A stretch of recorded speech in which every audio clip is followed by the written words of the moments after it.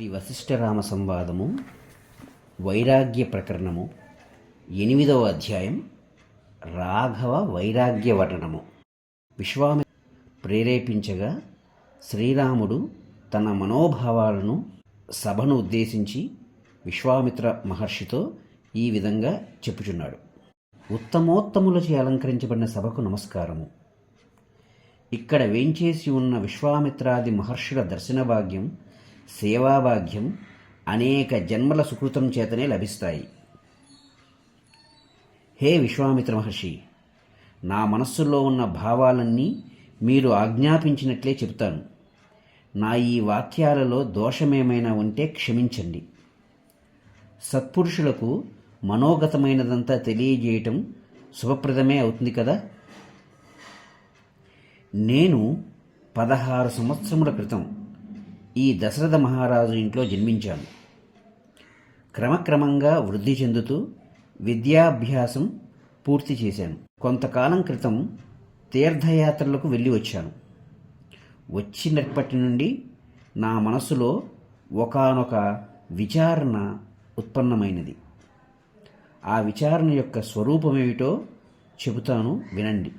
కిం నామైదం బతసుఖం య ఇయం సంసార సంతతి జాయతే మృతయే లోకో మ్రియతే జననాయచ. ఈ సంసార వ్యవహారంలో సుఖం అంటూ ఏదైనా ఉన్నదా?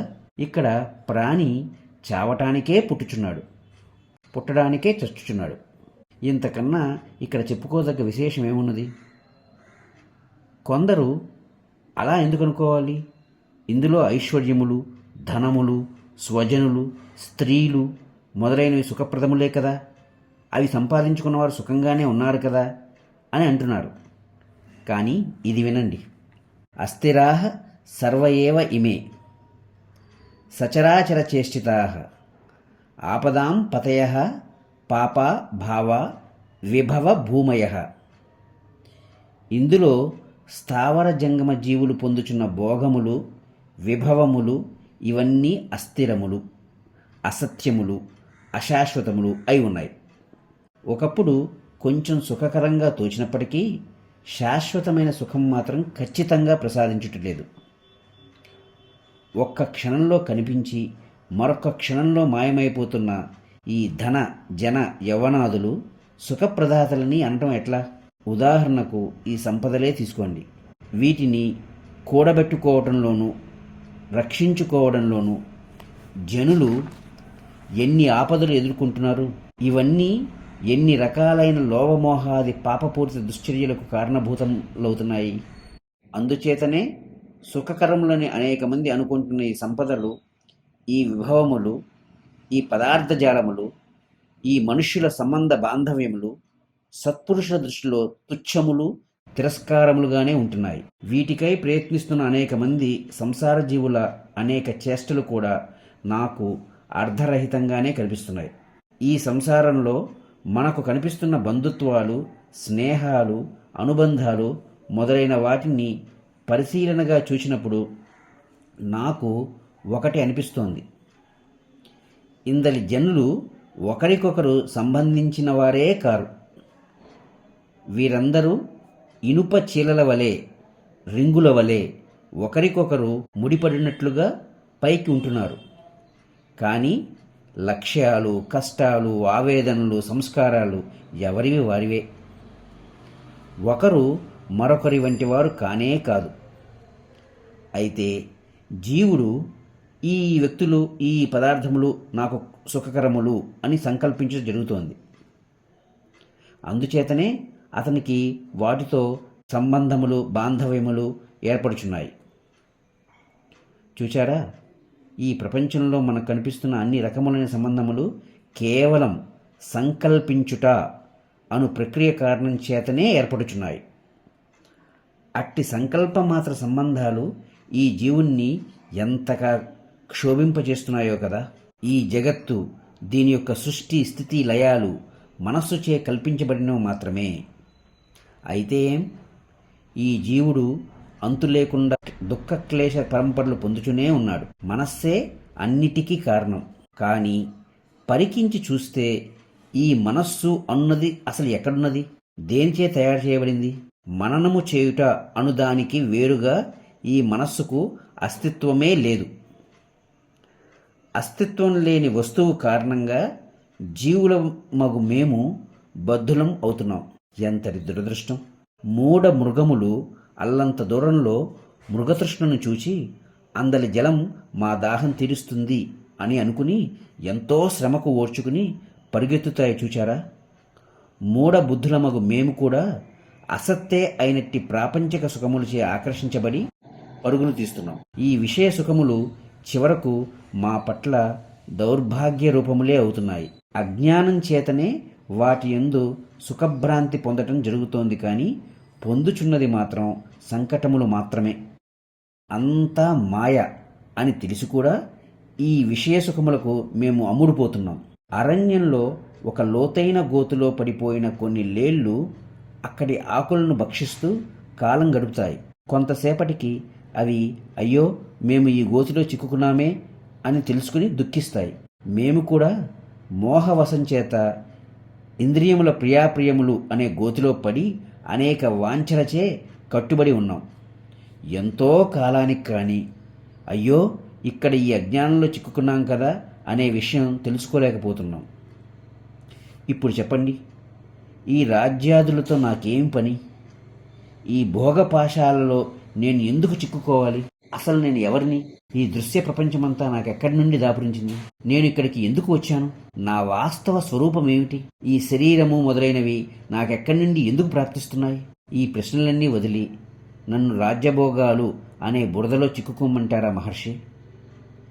ఏది ఎక్కడి నుండి వచ్చినా రానివ్వండి, ఏది మిథ్యయో అది మిథ్యగానే ఉండుగాక.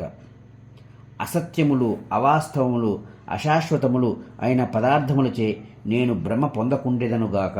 హే మహాత్మా విశ్వామిత్ర, ఈ విధంగా అనేక కోణముల నుండి విమర్శన చేస్తూ అంతా పరిశీలించాను. విచారణ చేయని వానికి రుచికరంగా తోచే ఈ ప్రాపంచిక పదార్థముల పట్ల నాకు ఒక విధమైన అరుచి పుట్టింది.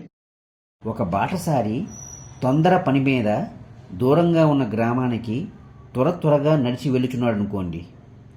అప్పుడు బాట ప్రక్కన గల శ్మశాన భూములు తుచ్చములుగానే కనబడతాయి కదా. నాకు కూడా ఈ సంసార విషయాలు పరిశీలించాలని ఏమాత్రం అనిపించడం లేదు. ఏది ఎట్లా ఉన్నా నాకు మాత్రం నిర్దుష్టమైన శాశ్వతమైన సుఖశాంతులు లభించకయే ఉన్నాయి. స్వామి, సంసార జీవులమైన మేము అనేకసార్లు పుడుతున్నాం, చస్తున్నాం. జరామరణములు, సంతోష విషాదాలు, సుఖ దుఃఖాలు, ఆవేశ నీరసాలు వస్తున్నాయి, పోతున్నాయి. ఈ సంసారం కల్పిస్తున్న దుఃఖాలను మేము తొలగించుకోలేకపోతున్నాం.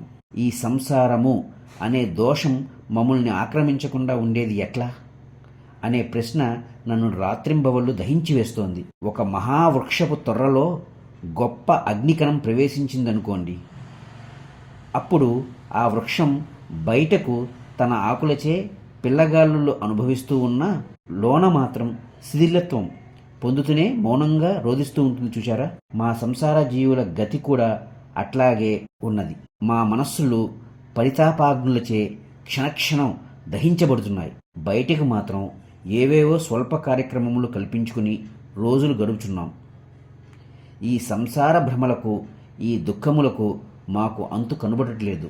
స్వామి, మరల మాచే బలవంతంగా అనుభవించబడుచున్న తుచ్చ భోగములచే మేము శైథిల్యమే పొందుతున్నాం. వెదురు బొంగుల వలె ప్రాణవాయువులతో కూడిన వారమై శబ్దం మాత్రం చేస్తున్నాం. జడబద్ధులమై ఉంటున్నాం. ఎందుకంటే దుఃఖ నివృత్తి కొరకు శాశ్వతమైన ఉపాయమేది ఆశ్రయించని మేము జడ పదార్థముల కంటే అధికులమా? కాదు. కటిక దరిద్రునికి అధిక సంతానంలాగా వివేకరహితులమగు మాకు అనేక ఉచ్చ నీచ ఉపాధులు వచ్చిపోతున్నాయి.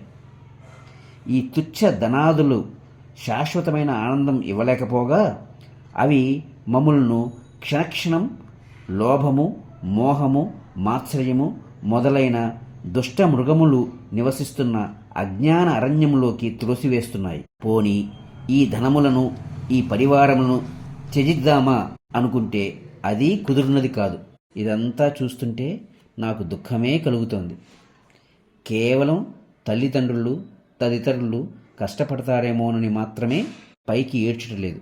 హే మహర్షి, ఈ ప్రపంచమంతా అవిచారము, అజ్ఞానము, మూఢత్వము, మూర్ఖత్వము అన్ని వైపులా దట్టంగా వ్యాపించి ఉన్నాయి. ఇంద్రియ ప్రియములగు విషయములు అనే దొంగలు మా హృదయ గృహములలో ప్రవేశించి మా వివేకము అనే సంపదను దొంగిలించుకుపోతున్నారు. మేము ఆ దొంగలను గుర్తించుటలేదు. ఇది మాకు చెంది ఉండుగాక, మా పేరు ప్రతిష్టల మాట ఏమిటి మొదలైన ఏవేవో ఘేంకారములతో ప్రొద్దుపుచ్చుతున్నాం. ఆ విషయ దొంగలను నిరోధించుటకు మా ఈ శరీర సామర్థ్యాలు, శస్త్ర అస్త్ర విద్యలు ఎందుకు పనికొస్తాయి చెప్పండి? బ్రహ్మజ్ఞానులకు విద్వాంసులు మాత్రమే ఆ దొంగలను నిరోధించగలరు.